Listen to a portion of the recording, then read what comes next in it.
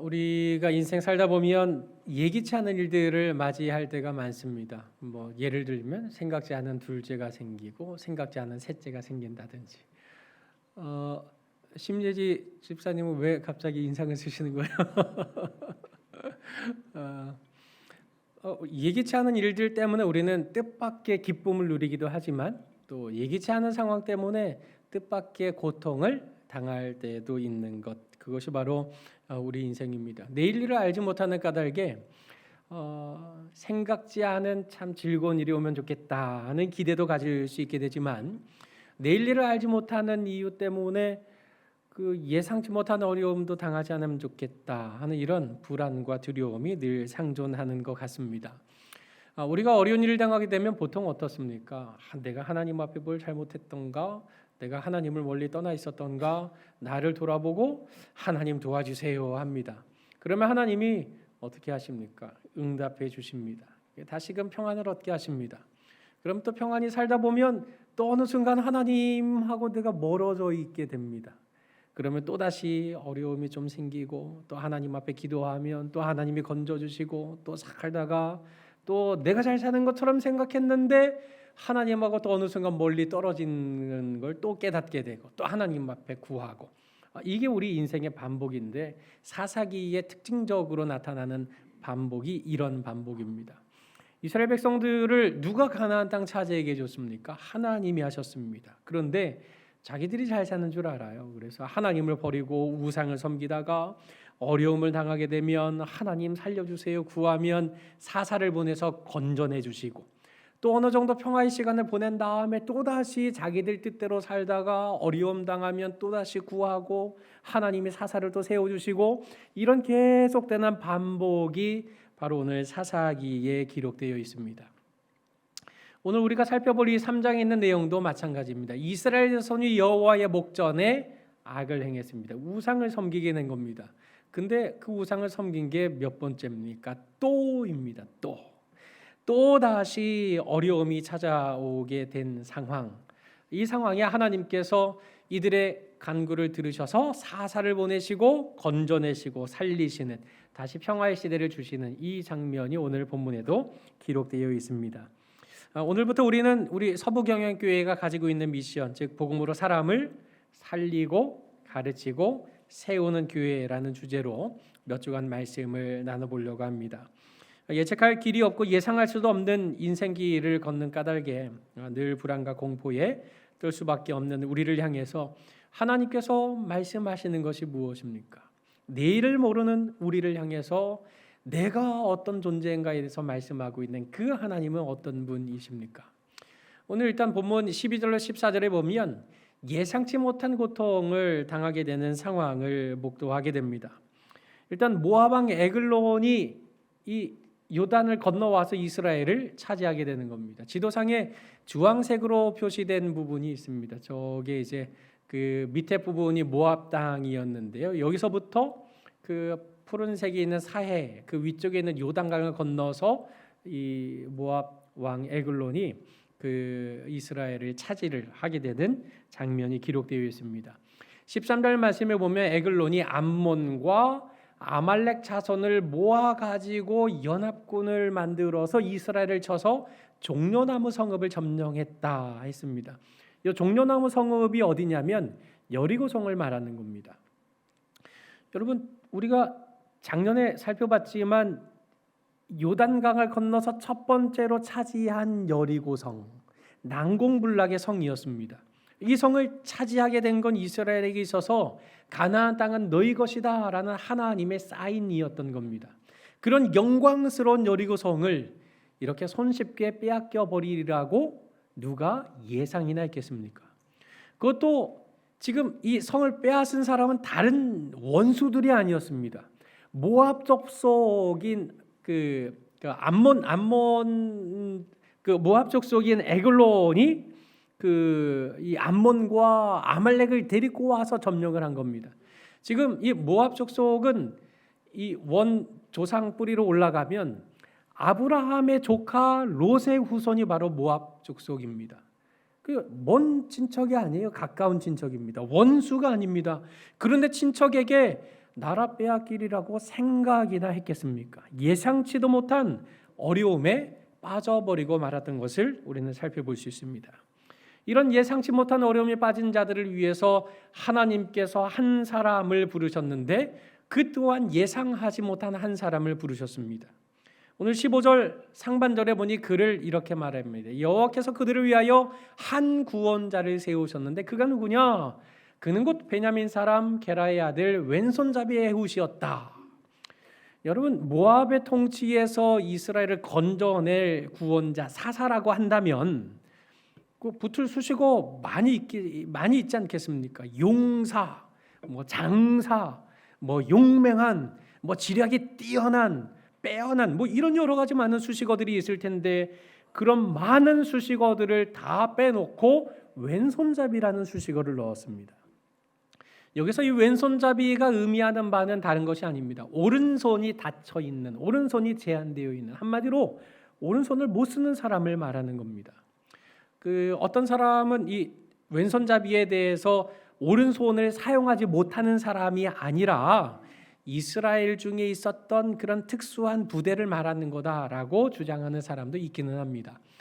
그 근거로 사사기 20장 16절 말씀에 이 모든 백성 중에서 택한 700명은 다 왼손잡이였다. 물매로 돌을 던지면 조금 더 틀림이 없는 자들이더라 하고 왼손잡이 부대가 나옵니다.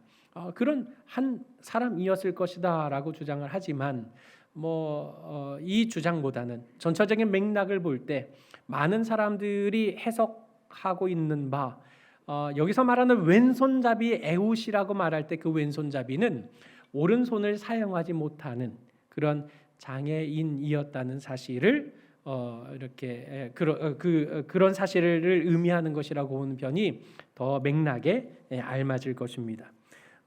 그 맥락이 어떤 맥락인가는 뒤에 가서 한 번 더 말씀드리도록 하겠습니다. 아무튼 이런 예상하지 못한 사람, 양팔 좀 다 쓰고 듬직하고 좀 덩치도 있고 이런 사람을 쓰신 것이 아니라 오른손을 사용하지 못하는 사람을 하나님이 사사로 부르신 겁니다. 그리고 그에게 예상하지 못한 미션을 맡기셨습니다. 에글론, 모압 왕 에글론에게 공물을 바치러 가는 리더로 세운 겁니다. 멀쩡한 사람 다 내버려 두고 오른팔 못 쓰는 사람을 그 리더로 맡겼던 것입니다. 그리고 그 에훗을 통해서 하나님은 예상하지 못한 메시지를 모압 왕 에글론에게 전하게 하셨습니다. 그 예상치 못한 메시지라고 하는 게 무엇입니까? 오늘 본문에 16절 말씀에 보면 길이가 한 규빗 되는 좌우에 날선 칼을 만들어 그의 오른쪽 허벅지 옷 속에 찼다라고 기록했습니다. 한 규빗이라는 길이는 요 손끝에서부터 요 팔꿈치 여기까지입니다. 그러니까 한 50에서 60cm 정도 되는 길이의 칼을 만들어서 오른쪽 허벅지 옷 속에 숨긴 겁니다. 대개 사람들이 칼을 뽑을 때 어떻게 뽑습니까? 이렇게 뽑습니다. 그래서 왼쪽에 칼을 차거든요. 근데 이 사람은 오른손을 못 써요. 그러니까 왼손으로 칼을 빼야 했기 때문에 오른쪽 다리에 칼을 감추고 갔던 것입니다. 그 칼이 바로 하나님께서 전할 메시지였던 것입니다. 이 칼을 차고 일단 에훗과 그 일행들은 심히 비둔하다고 표현되어 있는 모압 왕 에글론에게 공물을 바쳤습니다. 그리고 공물 바친 사람들을 다 돌려보내고 에훗이 자기 혼자 길갈 근처 돌 뜨는 곳에서부터 다시 돌아와서 왕에게 찾아갔습니다. 그리고 왕에게 은밀한 일을 하려고 합니다 라고 요청을 하게 됩니다. 이 은밀한 일이라고 하는 건 이 당시에는 그 신의 메시지를 전달하는 이른바 신탁을 전하는 일들이 종종 있었습니다. 그래서 아마도 이 은밀한 일을 하려고 합니다 하는 이 말을 바로 이스라엘의 신 여호와의 어떤 메시지를 전하려는가라고 생각했을 수도 있습니다. 그래서 에훗이 왕과 독대하기에 이른 겁니다. 왕은 서늘한 다락방에 홀로 앉아 있었다.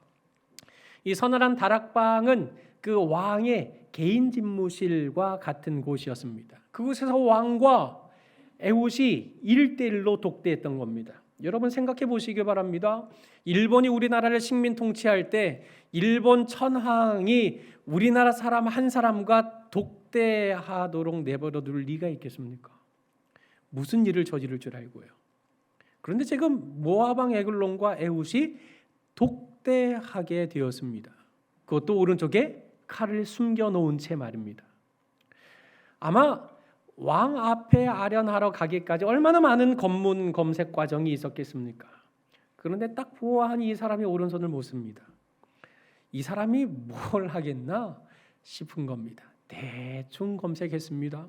오른쪽에 칼을 감춰 놓았으리라고는 그 누구도 예상하지 못했던 겁니다. 왕에게 은밀히 고할 일이 있습니다. 뭔가 신탁을 전하려는가? 가만 보니 이 사람하고 나하고 1대1로 독대해도 내가 이길만한 사람인 거죠. 그래서 다 물러가시게 하고 개인 집무실에서 에훗과 조용히 1대1로 독대할 수 있는 기회가 열리게 되었던 겁니다. 만약에 사사기 20장에 나오는 그 왼손잡이 부대의 한 사람이었다고 한다면 이런 일은 일어날 수 없습니다. 모압이 이스라엘을 18년 동안 통치하고 있었습니다. 그런데 왼손잡이 부대에 용사들이 있었다는 걸 파악하지 못할 리가 있겠습니까? 결국 이 오른손을 사용하지 못하는 이런 에훗이었던 까닭에 독대하는 자리에까지 나아갈 수 있게 된 것입니다. 내가 하나님의 명령을 받들어 왕에게 할 일이 있습니다 라고 신탁을 전하려는 것으로 오해한 나머지 이 모압 왕 에글론은 앉았던 자리에서 경건하게 일어섭니다.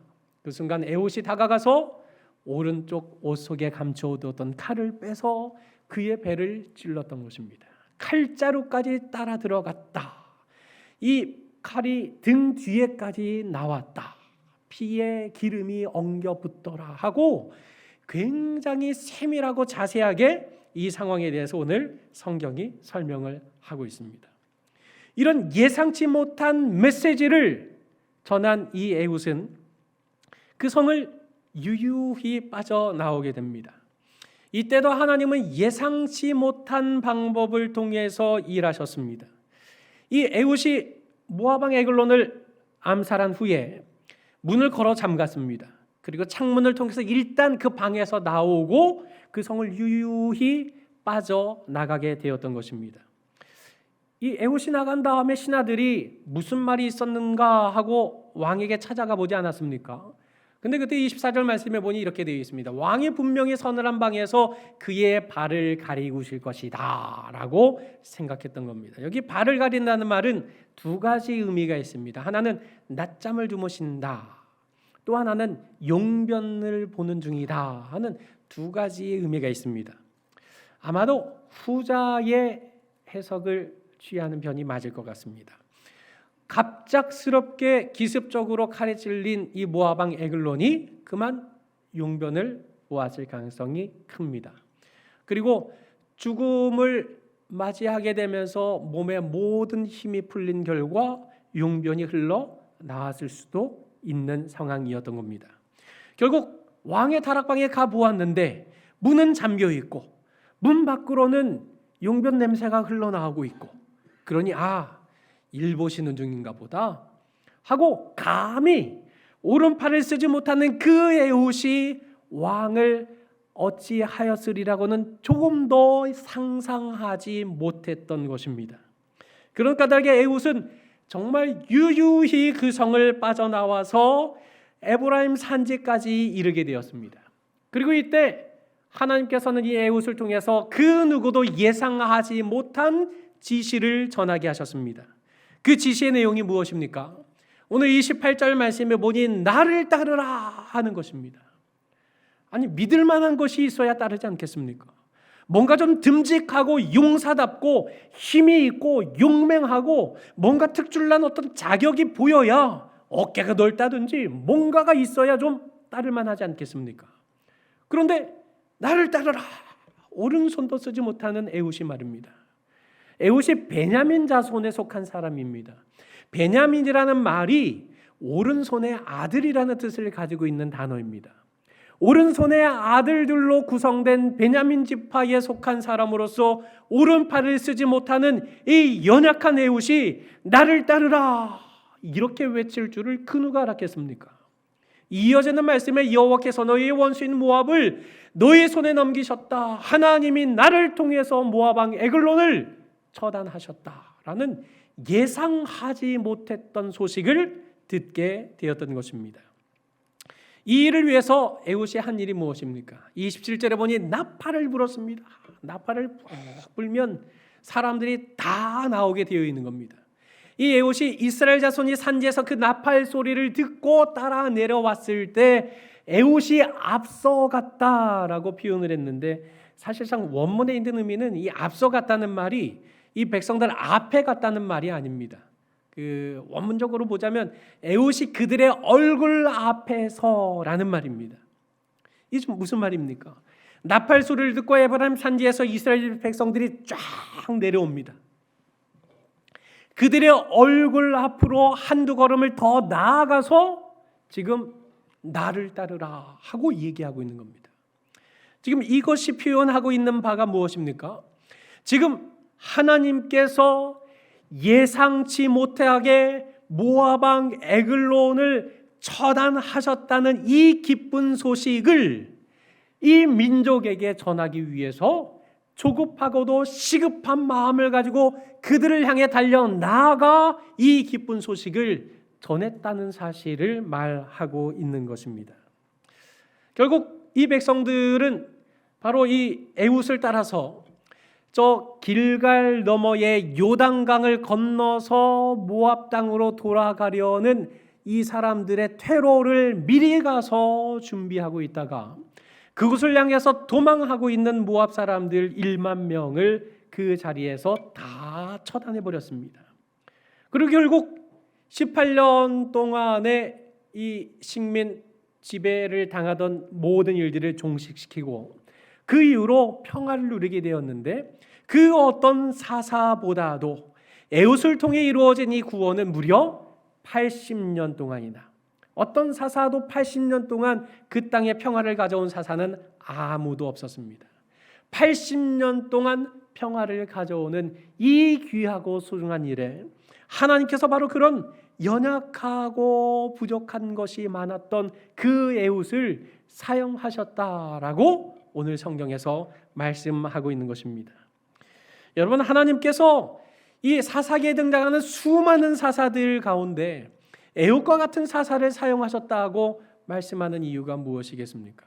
삼손처럼 힘이 넘치는 용사라든지, 아니면 드보라처럼 아주 용맹하고 지략이 뛰어난 여인이라든지 이런 특출난 사람을 쓰시기도 하시지만, 하나님께서 오늘 본문 3장에서 왜 많고 많은 사람 중에 왼손잡이 에훗을 쓰셨는가?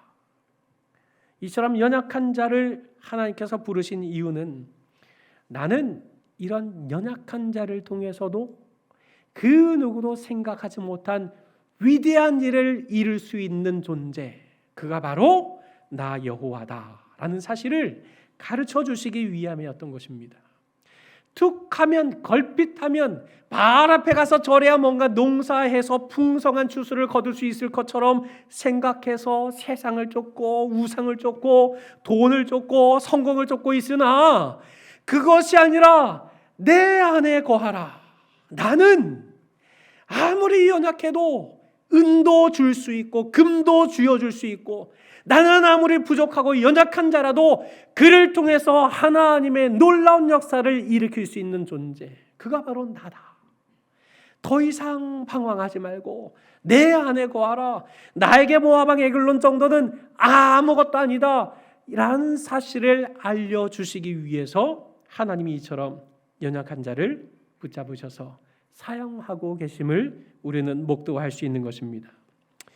여러분이 힘든 세상, 험한 세상, 불신 세상에서 자기 밥그릇을 지키는 일조차도 버거운 그런 바쁜 일상을 살고 있는 우리의 모습을 한번 냉철하게 살펴보면 어떻습니까?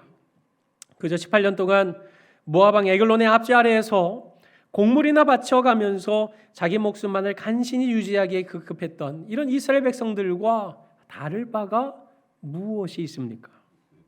하지만 그 누구도 예상하지 못했던 지저분하기 짝이 없는 마구간에 말구유에 나신 아기 예수를 통해서 그 누구도 구원자가 죽어야 한다는 것을 예상하지 않았지만 대속의 죽음이라고 하는 예상하지 못한 방법을 통해 택자 구원을 완성하신 하나님의 역사, 이 역사를 온전히 믿고 의지한다면 내가 처한 상황이나 환경, 내가 가지고 있는 연약한 조건들, 이 모든 것을 뛰어넘어 뜻밖의 일들을, 예상하지 못한 일들을 이루어 가시는 하나님을 인하여 나의 마음속이 늘 평안해 라고 찬송할 수 있지 않겠습니까? 악한 제 파도가 많으나 나의 마음이 늘 평안해 라고 찬송할 수 있는 것은 바로 나의 연약함을 뛰어넘어, 나의 상황과 환경을 뛰어넘어 일하실 수 있는 그 전능하신 하나님을 확신할 때에만 가능한 일이지 않겠습니까? 왼손잡이 사사, 베냐민 출신 오른손의 아들이라고 하는 그 베냐민 출신 가운데 오른손을 쓰지 못하는 왼손잡이 사사 에웃을 택하셔서 그의 약함까지도 당신의 구속사 성취의 선한 용도로 사용하신 그 하나님의 손에 붙잡혀서 우리가 살아갈 수 있다면 우리의 삶이 얼마나 영광스럽고도 존귀한 삶을 살아갈 수 있겠습니까? 하나님은 여전히 약하고 부족한 우리를 부르십니다. 하나님은 여전히 나는 연약해서 주님 아무것도 할 수 없습니다 라고 고백하고 인정하는 자들에게 힘이 되어주시고 그의 오른손이 되어주시어서 하나님의 놀라운 능력과 역사를 나타내시는 일에 선용하고 계심을 우리는 믿고 확신해야 하는 것입니다. 여러분, 복음에 비친 사람이라는 책이 있습니다. 이 책을 쓰신 분이 이민경 목사님이신데요. 이분의 그 삶 속에 역사하셨던 하나님을 이렇게 기록한 책입니다. 이분이 본래 그 원불교의 가정에서 태어나셨어요. 그리고 일찌감치 그 원불교의 교역자, 그러니까 뭐 교회로 말하자면 이제 목사잖아요. 원불교에서는 그 교역자가 교무라고 얘기를 합니다. 그 원불교의 교무가 되기 위해서 어릴 때부터 그 딱 뜻을 정하고 꿈을 품고 그렇게 살아가고 있었습니다. 원불교의 지도자가 돼서 고아와 또 어려움에 처한 이런 사람들을 돌보면서 살고 싶다, 이런 꿈을 가지고 있었습니다. 그래서 원불교 지도자가 되려고 고무신 신고 지리산 천왕봉을 몇 번이나 오르내리고 하는 이런 고행도 이렇게 어린 시절부터 이렇게 수행했던 그런 인물이었습니다. 그 원불교 전도사를 자처한 이분이 고3 때 그 소록도에 그 방문을 했습니다. 그 소록도에는 예전에 보통 문둥병이라고 예전에 얘기했지만 지금은 한센병이라고 얘기를 합니다. 그 한센인들을 돌보기 위해서 소록도에 방문했던 겁니다. 열심히 헌신하고 희생하고 온갖 정성을 다하면서 그 예수 믿는 그분들, 교회 다니고 있는 그분들을 이 원불교의 이런 그 교리로 이끌려고 무던히 애를 썼습니다. 그런데 아무리 정성을 다해도 한 사람도 포교되는 사람이 없었습니다. 그런 어느 날 그들이 너무 야속해서 이런 말을 했습니다. 다 좋습니다. 예수 믿으면 행복하다고 자꾸 그러시는데 좋아요. 예수 믿으면 행복하다는 거 뭐 알겠어요. 근데 정말 솔직하게 말해보세요. 한센병 환자가 예수 믿어서 행복하다는 말이 전 도무지 이해가 안 됩니다. 한센병 걸려 있는데 뭐가 그렇게 행복할 수 있다는 말입니까? 하고 진심으로 물어봤습니다. 그러자 할아버지와 할머니들이 빙그레 웃으면서 그건 우리가 영원히 살기 때문이다. 우리가 문둥이가 되었기 때문에 예수님을 믿을 수 있었고 문둥이가 아니었다면 멋모르고 살다가 지옥에 갈 수밖에 없었을 텐데 라고 말하는 것이었습니다. 결국 하나님이 우리를 문둥이로 만들어주셔서 이제는 예수 믿고 영생을 얻게 되었으니 살아도 천국에 가고 죽어도 천국에 갈 수 있지 않겠는가. 그러니 예수님 때문에 우리는 너무나도 행복하다라고 말하면서 학생도 이제 그만하고 예수 믿어 하고 이 한센병에 걸린 분들이 이렇게 얘기했던 겁니다. 전생에 당신들이 지은 업보인 죄로 인해서 이 생에 문둥이라는 과업을 받았다라는 이런 부처의 그 법문을 설법하는 그의 입술이 할 말을 잃어가기 시작했습니다. 그러니 이런 상황 속에 그 마음속에 한 가지 물음표가 생긴 것이 있었습니다. 나를 더 불쌍히 여기게 된 그들의 배짱은 도대체 무엇인가? 예수 믿으면 행복하다는데 그 예수는 도대체 누구란 말인가? 라는 물음표만 가진 채 예수님에 대해서 더 알려고 애쓰지는 않았습니다. 그로부터 7년이 지난 어느 날이었습니다. 1988년 3월 2일이라고 그 책에서는 소개를 하고 있습니다. 나는 그날을 결코 잊을 수 없다라고 말합니다. 그날도 평소처럼 새벽 4시에 일어나서 그 소록도 법당에서 가부좌를 들고 좌선을 하면서 목탁을 두들기면서 불경을 외기를 시작한 겁니다. 그러니까 연불을 하기 시작한 겁니다. 그런데 갑자기 연불이 되지 않고 엉뚱한 말이 터져 나오기 시작한 겁니다. 그 터져 나온 말이 며칠 후 지금 이게 무슨 말인가? 내가 새벽에 잠이 덜 깼나? 해서 다시 마음을 가다듬고 연불을 하는데 또 며칠 후 요단강 건너가 만나리 하고 있는 겁니다. 연불을 외우다가 며칠 후 요단강 만나리, 이게 지금 도대체 무슨 말인가, 무슨 소린가? 왜 연불이 외워지지 않고 며칠 후 요단강 건너가 만나리, 이 말이 도대체 무슨 말인가? 생각해 보니 이 소록도의 한센인들이 그 죽음을 맞이해서 장례식을 치를 때마다 들었던 찬송가 606장, 해보다 더 밝은 저 천국, 요단강 건너가 만나리, 며칠 후 요단강 건너가 만나리 하는 그 찬송가 가사가 입술에서 되뇌어지기 시작했던 것입니다. 이게 도대체 무슨 일인가? 한참을 울다가 뒹굴다가 그래도 연불이 안 되고 이런 말밖에는 나오지 않고 결국 성령에 휘감긴 그는 그 즉시로 회심을 하게 되고 기독교 전도사가 되기로 마음을 결심하게 되었던 겁니다.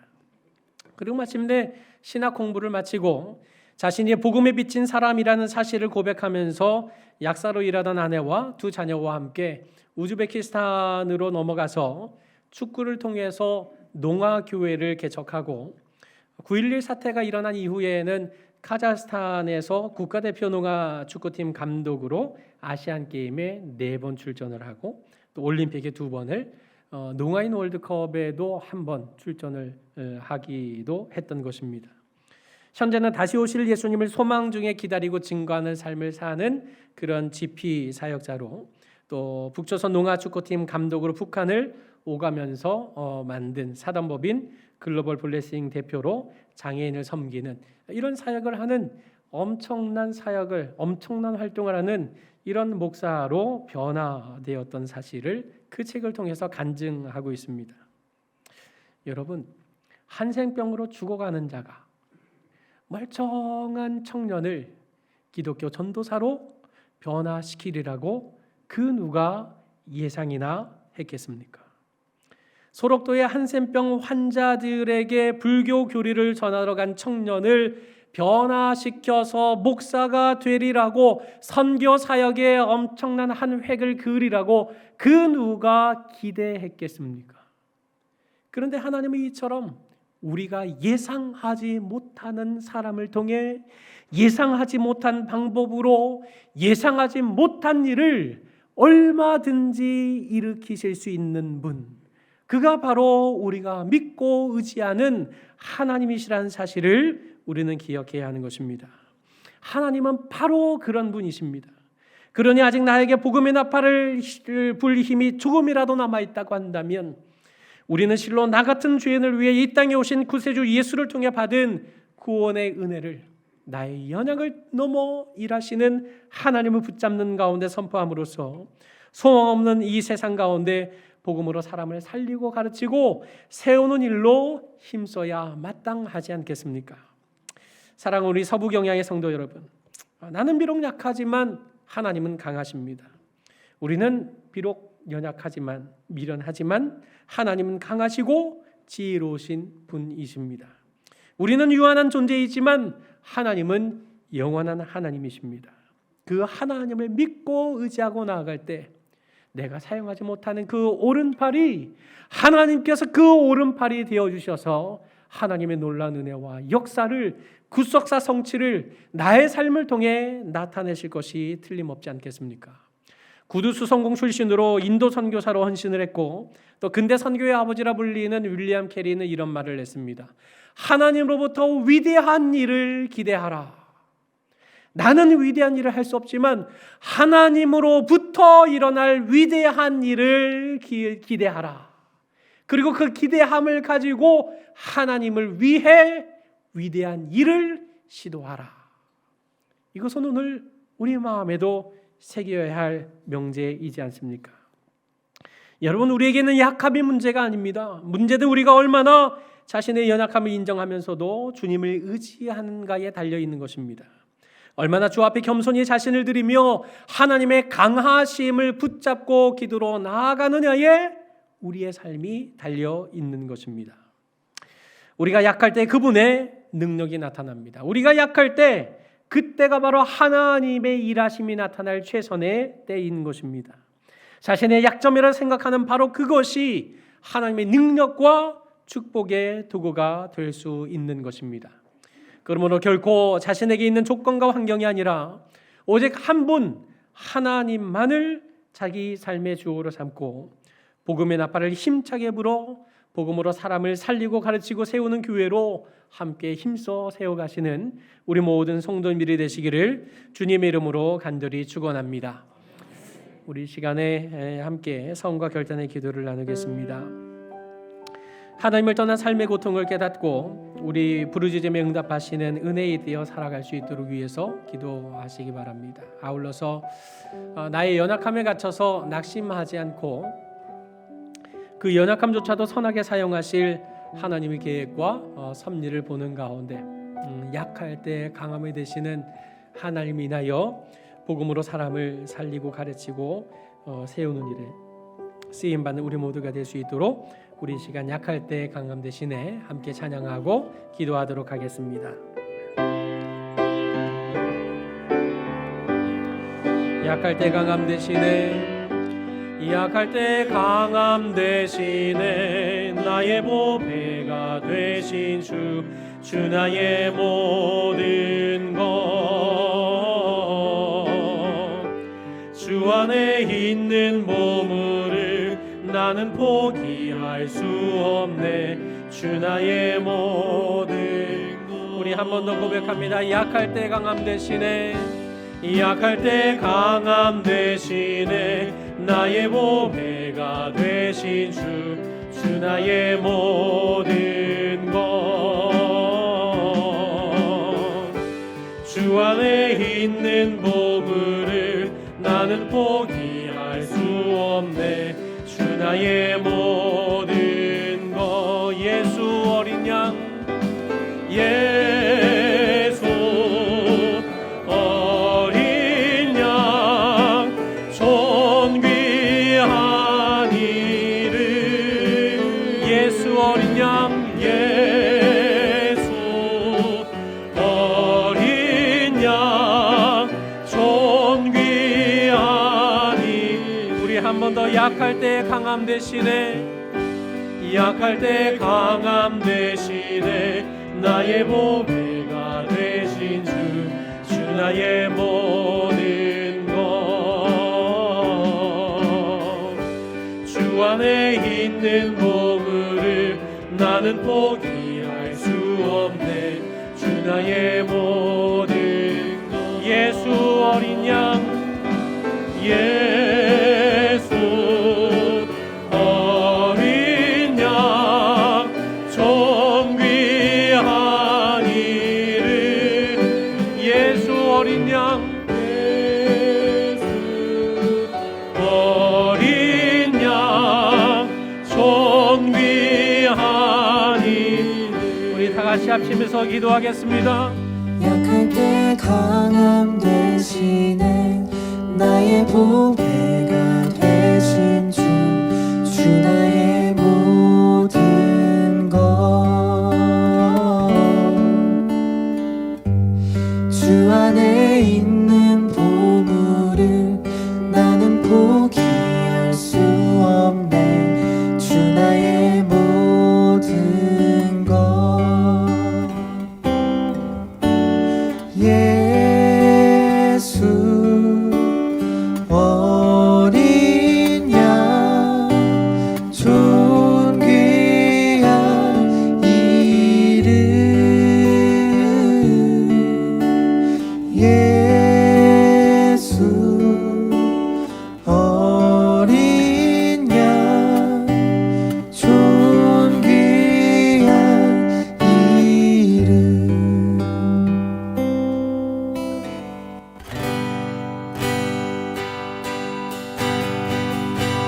십자가 죄사하셨네.